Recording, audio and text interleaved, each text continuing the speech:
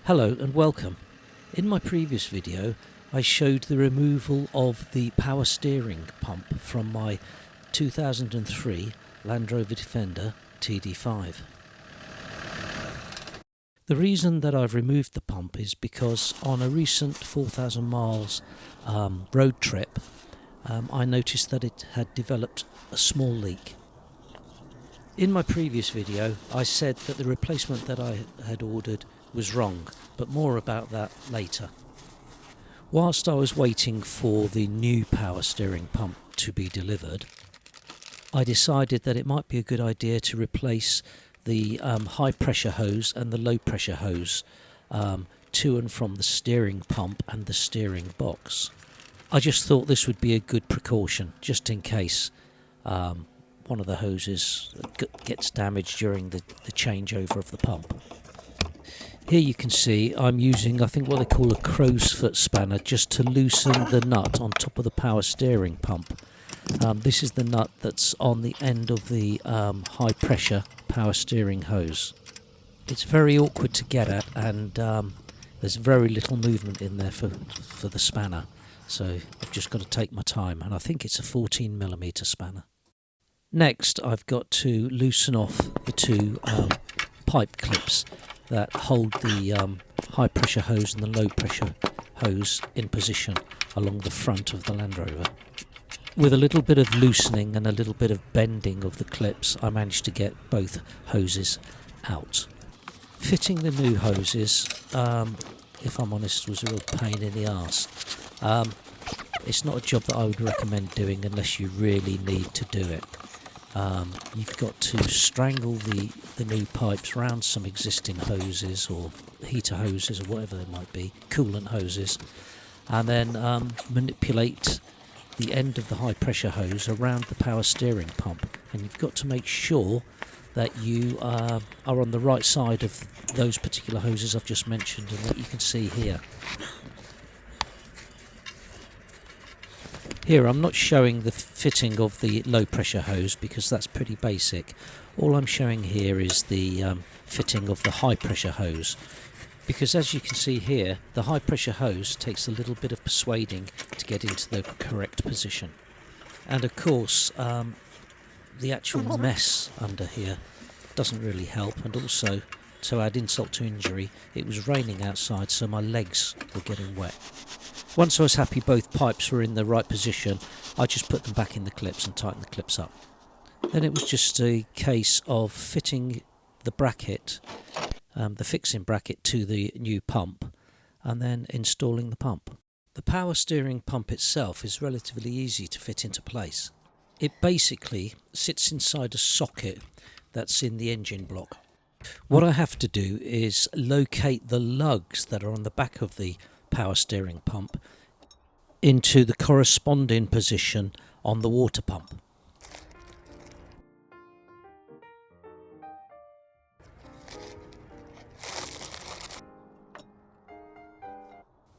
Once this is done, and in actual fact you can feel it just clonks into place, then I can just refit all the bolts, the two short bolts on the top and the two long bolts at the bottom of the bracket, and then I just tighten them up, and that's the pump fitted.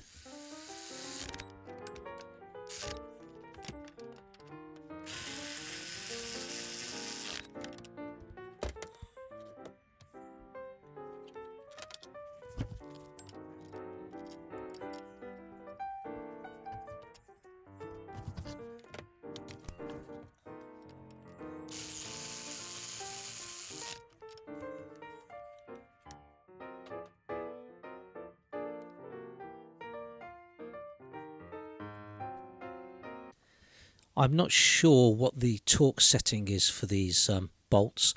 I think it's about 25 Newton meters, but I'm just going to do them up FT. Here I'm just removing the transit plug from the power steering pump. That is the plug on the high pressure side of the pump. Fitting the new hose into the pump is an absolute dream compared to everything else I've had to do on this pump so far.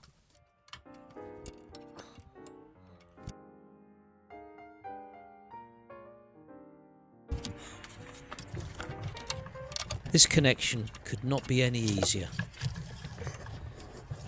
Of course, what I haven't shown here is the connection of the high pressure hose to the top of the steering box.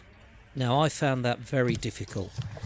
It was a combination of not much space to work in and the worry of cross-threading the nut as it went into the steering box itself.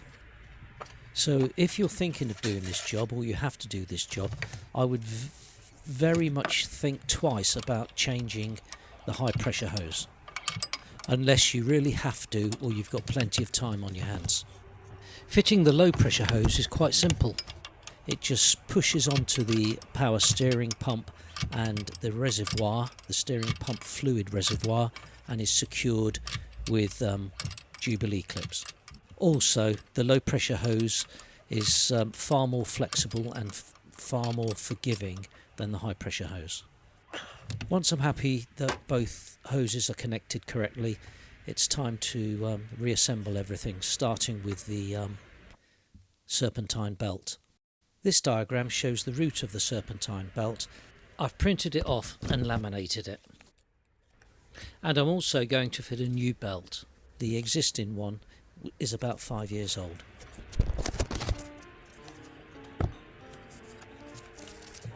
Of course, I'm not going to be able to do this until I've actually fitted the pulley wheel on the front of the power steering pump. It's just three short 10mm bolts to fix the pulley to the power steering pump. Before fitting it, I make sure that I've got it the right way round. I do this by identifying the imprint of the way it was previously fitted.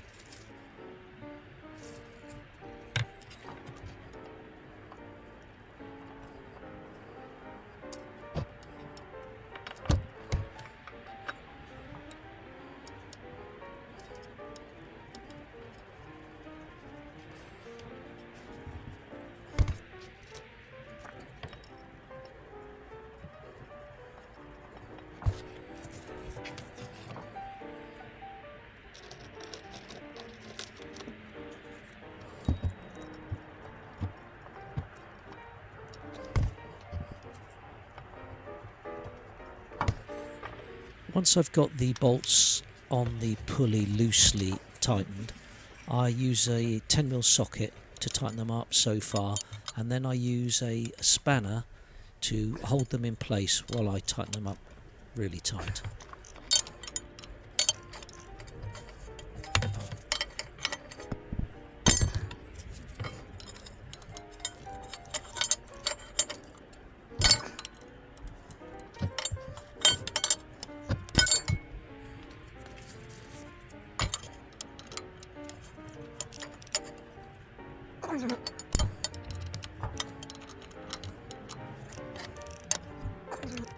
Now it's just a case of me fitting the new serpentine belt, and as you can see here, I'm making a right dog's dinner of it.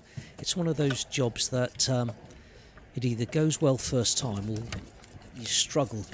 I think if I had an extra pair of hands to hold the tensioner back, it would be much easier, but trying to do it one-handed is a little bit of a challenge. And of course, because the belt's new, it's a little bit stiff and not as easy to manipulate as the old one would have been. Anyway, after a bit of a struggle, I get it fitted, no problem. Then it's just a case of checking it to make sure that it's in all the right places, all the grooves are lined up and the belt is on properly, because this isn't the sort of thing I want flying off at an inopportune moment.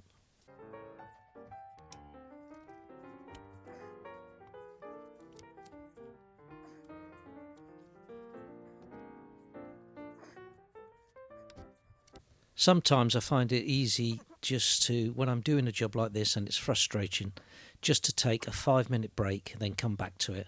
And then normally everything just falls into place. I normally find it easier to fit the serpentine belt by engaging it with all the pulleys left and right and then slipping it under the centre pulley, as there are no ridges there to stop the belt from sliding on. And as you can see here, that's how I've done it. So before I fit the fan and the protective cowling, I fill the power steering reservoir up with power steering fluid and start the vehicle up and give it a test. I turn the steering wheel from left to right a few times just to try and vent any air out of the system that might be in there. It comes out relatively easy. This is a bit of a nervous moment because until the belt is fitted and the engine is running, the power steering system isn't under pressure. And obviously you can't check for leaks until the system is under full pressure, by which time you've done 90% of the work.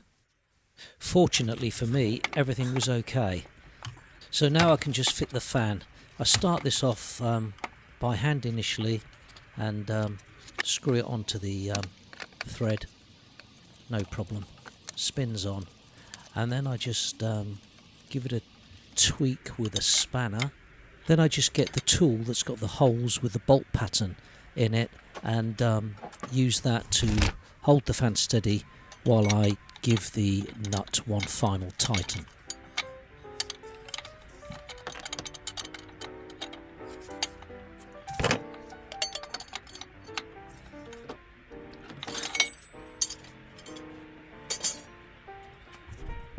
Here I'm just fitting the acoustic cover back onto the top of the engine.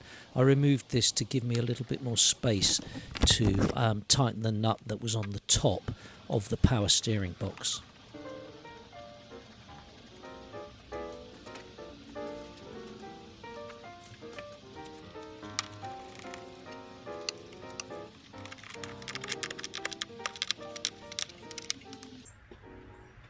Then it's just a case of fitting the protective cowl over the radiator and the top of the fan. This can be a bit of a challenge. It's a bit, I don't know what goes wrong, but sometimes it doesn't all line up. Just have to persevere.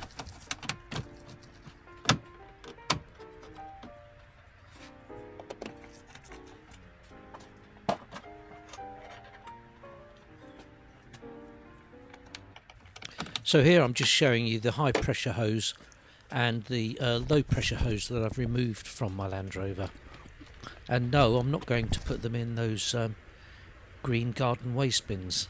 That would only upset Greta. So that's it. Another step closer to yet another road trip. My wife is going to be so pleased. If you've reached this far in the video, I thank you very much. And I also thank you for your subscription. In my previous video, I mentioned that I'd ordered the wrong power steering pump for my Land Rover. Instead of ordering a power steering pump for a 2003 Defender, I'd ordered the steering pump for a 2003 Discovery. So as I've opened it and actually attempted to fit it, I don't think I can send it back. So I'm prepared to give this to somebody totally free of charge. I'll even pay the postage, but I will only pay postage within the mainland UK. So if anybody out there wants it or is interested in it, just let me know in the comments and we can make some arrangements for postage. Unfortunately, it will be first come, first served. As I said, it's brand new. As far as I know, there's nothing wrong with it, but it's not under guarantee. I just offered it up to my vehicle, realised it was the wrong one, and then took it straight back out. I'm giving this away free. It has got nothing to do with YouTube or anybody else. It's purely a thing that I'm giving away because I've ordered it incorrectly. I'm sure many of you out there have done this yourselves, ordered stuff and not been able to send it back. I've done it a few times, quite a few times in actual fact, so I've got bits and pieces in my garage, and if this is successful, I'll probably do it in some of my future videos.